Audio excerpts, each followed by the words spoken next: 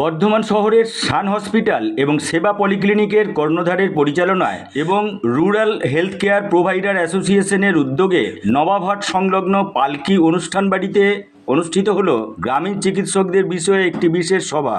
উপস্থিত ছিলেন শান হসপিটাল এবং সেবা পলিক্লিনিকের কর্ণধার Sheikh Alhaj Uddin, rural health care provider অ্যাসোসিয়েশনের মুখপাত্র মোল্লা শফিকুল ইসলাম, বিশিষ্ট চিকিৎসক রহুল আমিন, মফিজুল ইসলাম ওরফে বাবু ডাক্তার, সংগঠনের সেক্রেটারি শেখ ওয়াজেদ আলী, সংগঠনের অন্যতম কর্মকর্তা নয়ন রুইদাস, তীর্থঙ্কর রায়, কামরুজ্জামান, নীলাম্বর দত্ত সহ অন্যান্য গ্রামীণ চিকিৎসকরা। বাংলার মুখ্যমন্ত্রী মমতা ব্যানার্জিকে অশেষ ধন্যবাদ জ্ঞাপন করা হয় আজকের এই অনুষ্ঠান মঞ্চ থেকে। আগামী দিনে গ্রামীণ চিকিৎসকরা কিভাবে তাদের পরিষেবা দেবেন সেই বিষয়ে মূল আলোচনা করা হয় উপস্থিত ব্যক্তিত্বদের সাথে আজকের এই বিশেষ সভায়।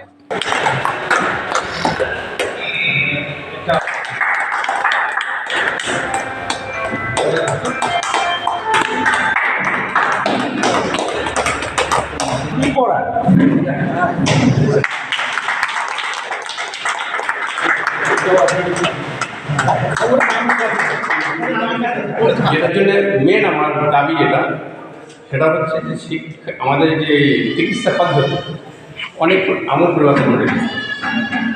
আমরা যখন চিকিৎসা করেছি, আমার এই জায়গাটা 33 বছর, আমি সেরকম কথা গেছে মনে হয় 25 কিন্তু তখন আমার দুটো মেন আমাদের অ্যান্টিবায়োটিক চিকিৎসা হতো, একটা টেট্রাসাইক্লিন হতো, একটা কোটাইমাক্স ছিল, অরিজিনাল ব্যাকটেরিয়া যেটা বলতো, আর একটা হচ্ছে টেট্রাসাইক্লিন। এই যে তখন ট্রিটমেন্ট যত অপারেশন হতো, সার্জারি হতো, ওই নিয়ে আমি যে নার্সিংয়ে কাজ করতাম তখন মাল্টিভাইল থেকে এগুলো দেওয়া হতো, টেট্রাসাইক্লিন দিয়ে করা হতো। তো এখন কিন্তু ওগুলো হয় না, কেননা এখন তো সালফার বুঝে রাখবে, যেন সালফার ড্রাগটা এখন প্রায় বন্ধই হয়ে গেছে বলে বন্ধ হয়নি, কিছু স্কিন ডাক্তাররা লেখে নেব। তো এখন কী হচ্ছে, মডার্ন ট্রিটমেন্ট, এখন আপনার এত অ্যান্টিবায়োটিক, এত কিছু, এত হইচই, এখন ট্রিটমেন্ট করতে বলছে প্যারাসিটামল দিয়ে ট্রিটমেন্ট করুন করে অ্যান্টিবায়োটিক লিখবেন। এখন এই প্রশিক্ষণটা যে আমরা কোন পথে চলব, আমাদের এখতিয়ার কতটা, আমরা কীভাবে ট্রিটমেন্ট করতে পারবো, আমাদেরকে সরকারি গাইডলাইন নিয়ে আমরা কী করতে পারবো, আমরা সব ডাক্তার গ্রামের আমাদের কী ওষুধ লিখতে পারবো, আমাদের কতটা এখতিয়ার, আমরা যেমন কতগুলো আমরা সমস্ত মালিকের কনসেন্ট নিয়ে আমরা ঠিক করলাম যে আমরা ডেপুটেশনটা দেবো আমাদের ডিএম স্যার। এবং সেদিন অভিভূত আমরা যে সকালবেলায় যখন আমি খবর পাচ্ছি যে সব জায়গা থেকে মালিকরা আসবেন, প্রায় 100-র উপর নার্সিংহোম সেদিন জড়ো হবে এবং বর্ধমানের বিভিন্ন নার্সিংহোমের স্টাফটাও সেখানে থাকবে, প্রায় 200 জনের মতো জমায়েত হয়ে যাবে। কিন্তু গ্রীষ্মকাল, সেটা হচ্ছে 16ই এপ্রিল ছিল আর কি। তা গ্রীষ্মকাল, তাহলে তো খাওয়া দাওয়ার একটা ব্যবস্থা করা দরকার। তড়িঘড়ি আমি আমার একটা লোকাল ক্যাটারিং আছে, তাকে বলে দিলাম অঙ্গন বিয়ে বাড়িতে তুমি খাবারের ব্যবস্থা করো। আমরা ডেপুটেশনটা যখন দিচ্ছি, প্রচুর সাংবাদিক, যখন আমরা যাচ্ছি, প্রচুর পুলিশ ফোর্স আমাদেরকে পথ আটকে দিয়েছে যে আমরা ডিএম অফিসে এতজন যেতে পারবো না। আমাদের কাছে যখন জিজ্ঞাসা করা করবেন একজন অ্যাডিশনাল ডিএসপি যে আপনাদের উদ্দেশ্য কি, আপনারা কী বলতে চাইছেন, আমরা বলেছিলাম ডেপুটেশনের আগেই আমরা আমাদের উদ্দেশ্য ডিএম কাছে জানিয়ে দিয়েছি যে আমরা এতটা ডেপুটেশন দেবো, আমরা না বলে ডেপুটেশন দিতে আসছি না।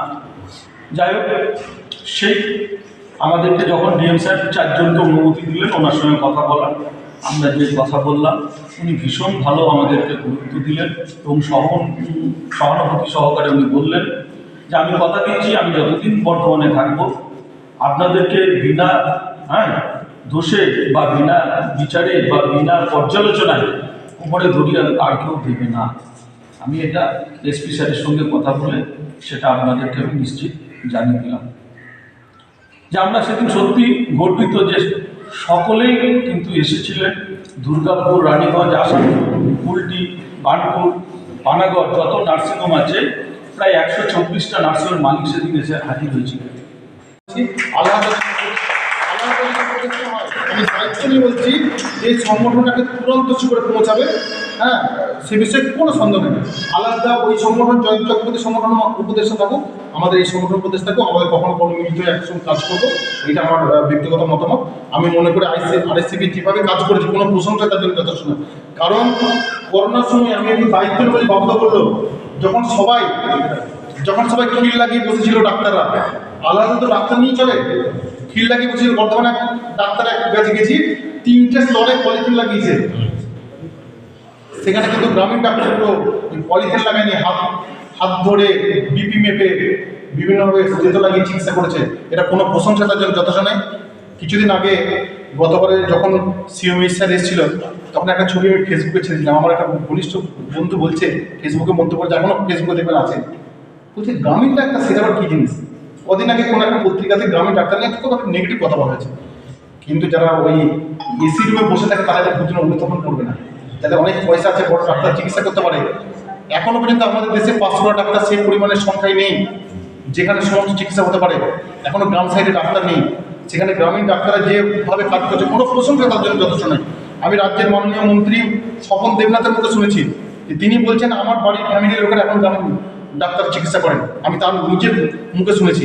আমাদের সিএমএইচ স্যার তিনিও বলছেন যে তার তিনি যে এলাকা থেকে থাকেন, জয়রাম স্যার, তো সেখানেও তাকে গ্রামীণ চিকিৎসকদের স্বর্ণাপন্ন হতে হয়। তাহলে এইরকম পরিস্থিতিতে তো গ্রামীণ চিকিৎসকে যারা কঠোর কথা বলে, আমি মনে করি না তারা কীরকম মানুষ। Rural health care provider association নামে গ্রামীণ চিকিৎসক সংগঠনের পক্ষ থেকে আমরা প্রত্যেকটা জেলা কমিটি এবং ব্লক কমিটি নিয়ে একটা বিশেষ আলোচনার জন্য বর্ধমানে পালকি যে বিয়েবাড়ি সেখানেতে আমাদের এই আলোচনা সভা হলো।